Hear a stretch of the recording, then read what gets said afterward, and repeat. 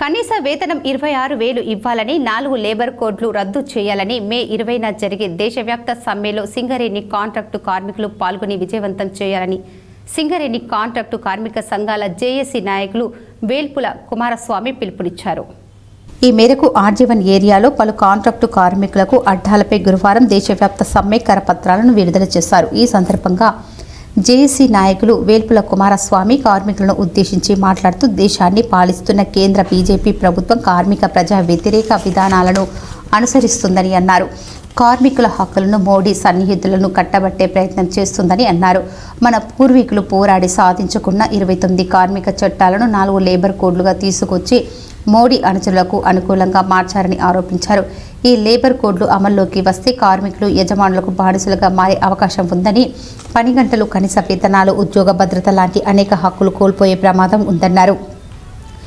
మే 20న సమ్మెలో సింగరేణి ఆర్జీవన్లో పనిచేస్తున్న కాంట్రాక్టు కార్మికులు పాల్గొనాలని పిలుపునిచ్చారు. ఈ కార్యక్రమంలో జేఏసీ నాయకులు మేదరి సారయ్య, రమేష్, విశ్వనాథ్, శ్రీనివాస్, రత్నకుమార్, ఉపేందర్, రాజు, రవి, శ్రీనివాస్, కిరణ్, రాములు, రాజేందర్, మధు, మహేందర్లతో పాటు కార్మికులు పాల్గొన్నారు.